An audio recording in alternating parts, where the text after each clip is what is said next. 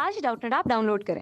Doubtnut पर अपने सभी गणित, रसायन विज्ञान, भौतिक विज्ञान और जीव विज्ञान के डाउट्स का करो सफाया। बस प्रश्न की फोटो खींचो, एक ही प्रश्न को क्रॉप करो और तुरंत वीडियो सोल्यूशन पाओ। अभी डाउनलोड करें। इस प्रश्न में हमसे कहा गया है कि तनी हुई डोरी में उत्पन्न अप्रगामी तरंग किस प्रकार की होती है, हमें ये बताना है। ठीक, तो आइए हम इसको समझते हैं। सबसे पहले तो हम देखते हैं कि अप्रगामी तरंग क्या होती है, फिर उसके बाद हम देखते हैं कि तनी हुई डोरी में उत्पन्न अप्रगामी तरंग किस प्रकार की होती है। सबसे पहले अप्रगामी तरंग क्या होती है, हम इसको देखते हैं। ठीक, तो मान लीजिए यहाँ पर कोई एक दीवार है, ठीक,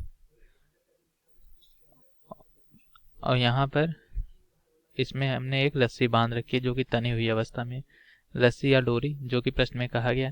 तो यदि हम डोरी को पकड़ के ऐसे खूब कस के झटकेंगे तो हमारी डोरी कुछ इस तरह से ऐसे ऐसे हमारी डोरी जो है गति करती हुई जाती है। ठीक, लेकिन यहाँ का जो सिरा है ये बंधा हुआ है, दीवार से बंधा हुआ है, किसी हुक के जरिए यहाँ से बंधा हुआ है। तो यहाँ से ये डोरी जो है फिर से परावर्तित हो जाएगी, डोरी की गति की दिशा बदल जाएगी और डोरी इधर से ये कुछ इस तरह से चलेगी। ठीक, और फिर यहाँ पर वापस इस प्रकार से आता हुआ हमें दिखेगा। यदि हम बाहर से देखेंगे तो कुछ इस तरह से हो रहा होगा।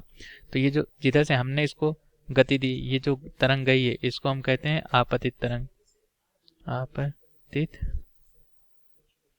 तरंग। ठीक, और ये जो यहाँ से परावर्तित होकर आ रही है तो इसको हम कहते हैं परावर्तित तरंग।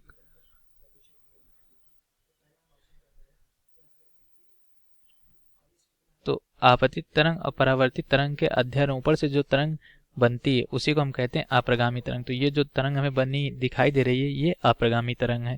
ठीक, तो ये हमारी अप्रगामी तरंग है। अब हमसे पूछा गया ये किस प्रकार की तरंग है, तो इसमें देखिए, इसमें जो तरंग चल रही है, तरंग के चलने की दिशा जो है वो इस तरफ है।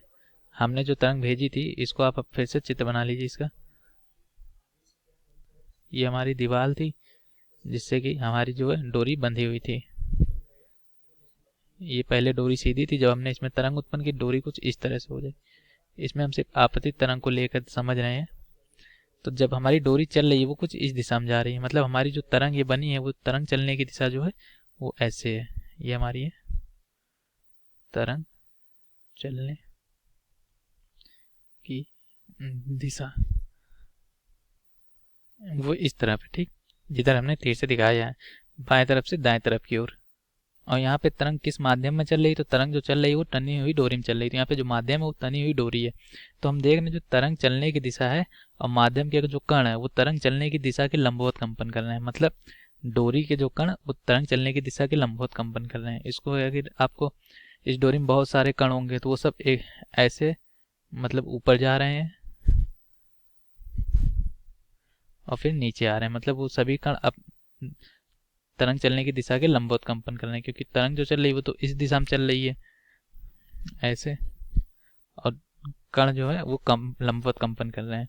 इसको अगर आपको और अच्छे समझना तो आप इस डोरी में कहीं पर भी एक निशान लगा लीजिए किसी चौक से या पेन से, और फिर आप जब इसको देखेंगे तो ये जो निशान है ये अपने आप ऊपर नीचे होता हुआ एक ही जगह पे एक बार नीचे जाएगा एक बार ऊपर आएगा। और जो तरंग चल रही है वो हमारी बाएं से दाएं चल रही है, जैसा कि हमने यहाँ तीर में दिखा रखा है। तो तरंग चलने की दिशा के लंबवत कण के कंपन कर रहे हैं, तो इस प्रकार की तरंग को हम अनुप्रस्थ तरंग कहते हैं।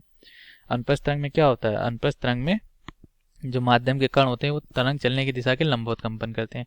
तो हम यहाँ से कह सकते हैं कि तनी हुई डोरी में उत्पन्न अप्रगामी तरंगें अनुप्रस्थ तरंगें होती हैं। यही हमारे इस प्रश्न का उत्तर है। तो यहाँ पर हमने अपना उत्तर लिख दिया है, तनी हुई डोरी में उत्पन्न अप्रगामी तरंग अनुप्रस्थ तरंग होती है। ठीक, ये हमारा प्रश्न हल हो गया। ये हमारे इस प्रश्न का उत्तर था। धन्यवाद। कक्षा 6 से 12वीं से लेकर नीट, IIT, JEE वो एडवांस के लेवल तक 1 करोड़ से ज्यादा छात्रों का भरोसा। आज ही डाउनलोड करें डाउटनेट ऐप या व्हाट्सएप करें अपने सारे डाउट्स 8400 400 400 पर।